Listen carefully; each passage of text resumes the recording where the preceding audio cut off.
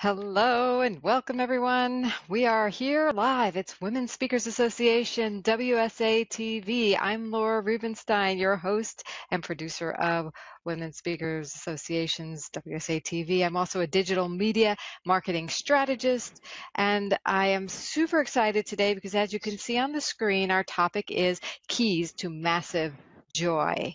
And so I'm here in San Diego. I want to welcome our awesome speakers today. I'm going to stop sharing my screen and say hello. Hi, Laurie.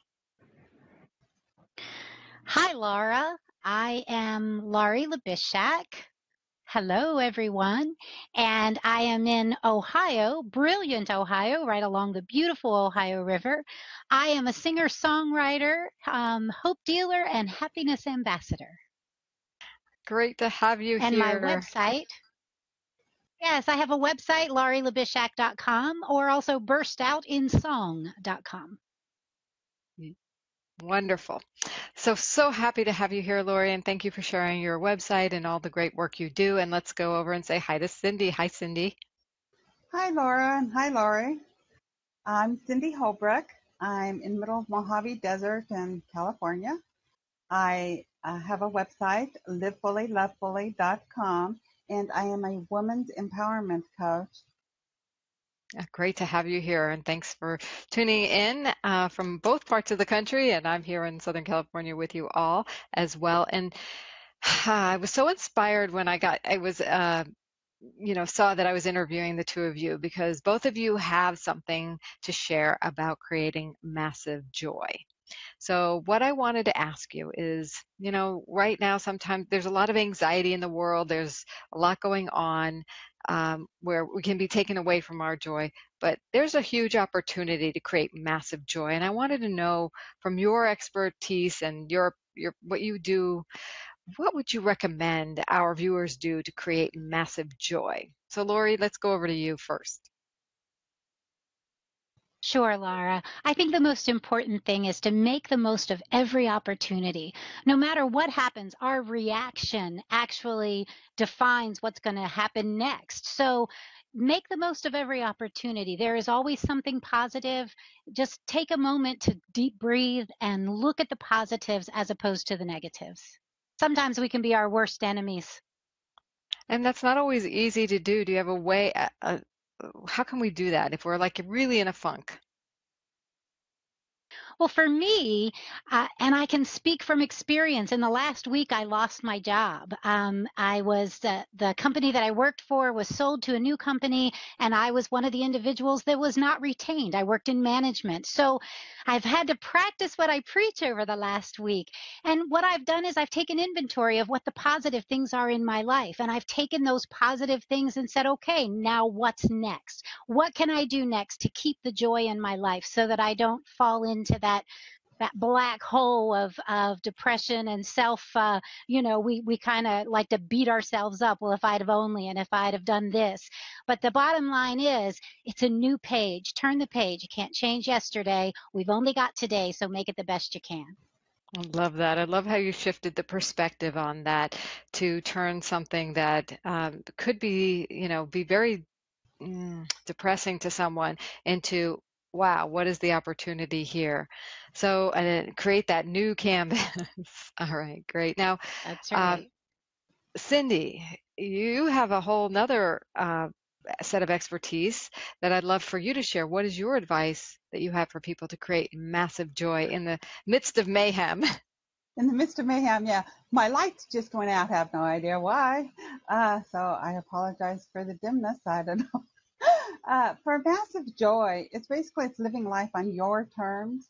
What causes so much of the stress and anxiety is that we're always trying to live life how we think everybody else should live life, or how, labels that they have given us and how we think society sees us.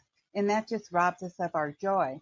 I always like to go back to the golden rule. It says, love others the way that you want to, or treat others the way that you want to be treated. And I always ask, how would your life be different if you treated yourself the way you want other people to treat you? And I believe it all starts with loving and accepting yourself for exactly as you are. When you love and accept yourself as you are, then your free to live life on your own terms without stepping on anybody else's toes, because you'll be showing them the same respect that you have for yourself. Wow, and I was actually thinking of that very thing when I woke up this morning. How does one get to a space of loving and accepting themselves? A lot of self-introspective. It's making peace with your past. It's making peace with everything that everybody has uh, showed you or told you in your life.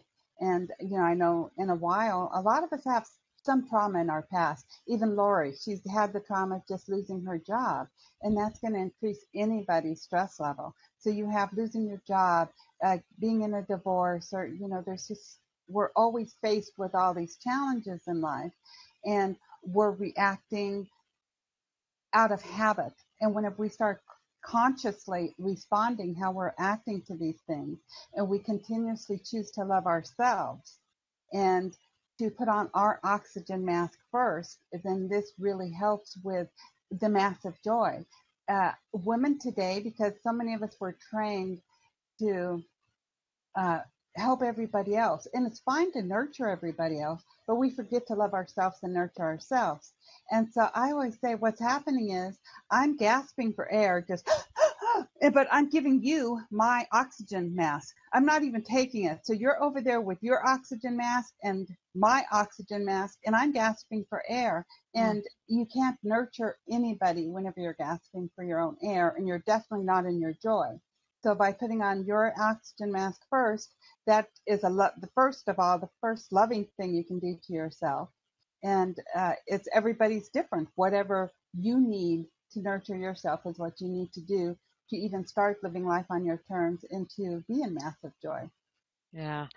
Wow, both of you have taken like the essence. I mean, like we could do days on this topic, but you make the most of every opportunity, which is Laurie, what you said, and you take a fresh perspective on where you're at, and then start treating yourself really lovingly. Give yourself that oxygen, or as like I like to say, Oprah says, put yourself at the top of your to-do list. Uh, Joy is bound to emerge here. So given that you both are very skilled in the area of joy, tell us a little bit about your work. Who do you work with? What do you do? What are you passionate doing about? How do you help people find massive joy? So let's go over to you, Laurie.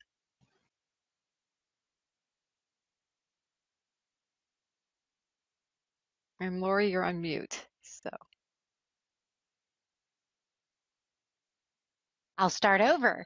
Cindy, I loved what you said about loving ourselves. We do have to love ourselves because before we can help anyone else or we can do anything for anyone else, we do have to love ourselves. And when I'm working with women who are going through change, and that's the group of women that I like to work with, because the one thing we know that is certain in life is change. There is always going to be change, no matter what. And I love working with women who are right there in the trenches and big changes, whether it's divorce or a death or a job loss. Change gives us a chance to become something new. It gives us a chance to be like the caterpillar that turns into the butterfly. And that sometimes brings pain with it. We have to work through the pain to get to the beauty. And that's seen time and time again in nature, in history. And I think that that is the most exciting thing for me, is working with women who are going through change right at that moment. And that's where my passion is. mm, such a gift for women. We don't have to do it alone, and uh, Cindy, I know you work with women too. Tell us how you work and what you're passionate about doing for them. I'm passionate about helping women discover their authentic self. I call it, to trust their own inner guidance, their own intuition. Just in society itself, women, we learn from our mothers, from our grandmothers, from our great grandmothers, and we have all these beliefs about ourselves and about who we're supposed to be that just is not true anymore in today's society. So my passion is helping women discover who they are and really living life on their own terms, knowing that they can really have the largest impact in the world whenever they do this. There's nothing that brings me more joy than when I watch a woman transform, just as Laurie said, from the caterpillar into the butterfly, whenever she learns that her voice and her truth. Rich conversation here, rich resources for women.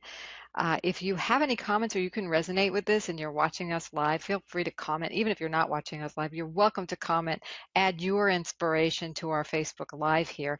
And while we're doing that, I also want to go back to Laurie and say, how did you come to this work? Well, Cindy, let me say authenticity. Wow, that is a great word, because in today's society, we're told who we're supposed to be and what we're supposed to be. As a young girl, I wanted to be a missionary. I truly thought that I was going to go and preach the gospel across the world. My dad was career Marine turned Baptist minister. Yes, double whammied here. But that wasn't the plan at the time. It took me years to get to that. I didn't have the advantage of going to college, but I worked my way up to vice president of a company. So there are things that you can do regardless of your circumstance. It's being able to be brave enough to step out into that. And as a Christian, I believe the word of God is very clear. He wants us to live an abundant life. And through the scriptures, you can find that abundance no matter what your circumstances. Yeah, beautiful. Thank you for your story. And I'd love to hear, Cindy, your story. How did you get to where you're at? Um, I had what my friends call an Oprah life. I definitely wasn't raised in any Leave It to Beaver home. I was sexually, physically, and mentally abused by my father growing up, which led me into getting into a marriage at 18 years old. So I stayed in a 20-year mentally abusive marriage. So I was close to 40 whenever I actually started growing. What happened was I was seeing a coach, but I was seeing her more because I wanted to change my ex-husband and I wanted to change my daughter. I thought if they would change, then my life would be okay. And she said, Cindy, your life is your choice. And I thought the lady was crazy because I was in a deep depression. I was suicidal. I hated my life. I had, within the previous 3 years, I had my mother died, my father died, my grandmother died, my brother-in-law got murdered, my father-in-law almost died, and we had 6 other deaths in our immediate family. Plus, my teenage daughter, who was very rebellious, started getting into gangs. So I thought, there's no way I am choosing this life. What do you mean it's my choice? And through working with her, I really came to understand that it was my response to everything that was happening.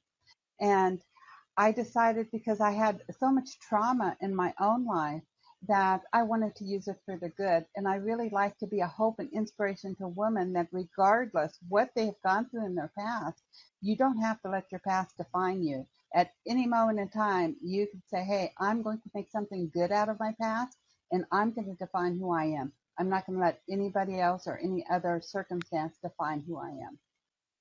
Well, you two women are certainly very inspiring. I'm totally inspired by what you have gone through in your lives and how you've grown yourselves and how now you support other women. Because if you, both of you, can do this and thrive and create massive joy in your life, regardless of the circumstances, then you give us hope, everyone else watching hope, to have that massive joy. And I just want to encourage all of you to reach out to these women. Their links will be in the comments, and if you've been inspired, for sure.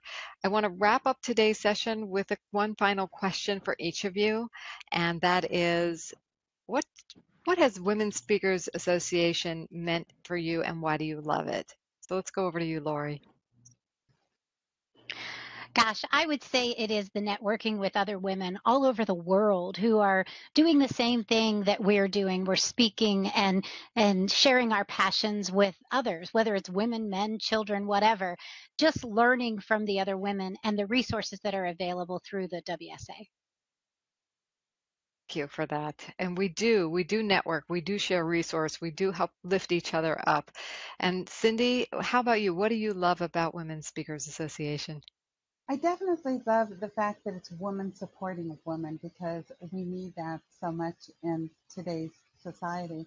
But all of the founders and everybody that helps us and leads us as we are becoming speakers are so supportive and so friendly. It's, I think, one of the greatest organizations that I've joined online. I really do. I really appreciate everything that it has taught me and the great customer support with any question that I have.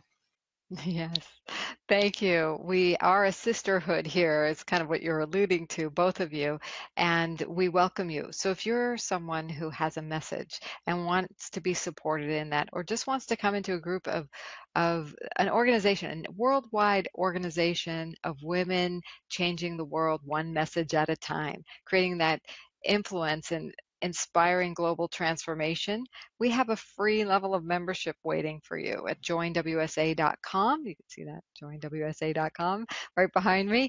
And we will welcome you. You can also join as a premier member there, and that's what Cindy and Laurie are, premier members. And we get you more visibility if you're ready for that at this point. So that's a wrap for our Women Speakers Association, WSATV. We'll be back with you next week with another awesome show. Thank you so much again, Laurie and Cindy. We really appreciate you bringing all your heart and soul to today. Uh, you've made a great impact, and keep on the great work. Thanks, Laura. Bye, Thank you. everyone. It's been a pleasure. Bye-bye.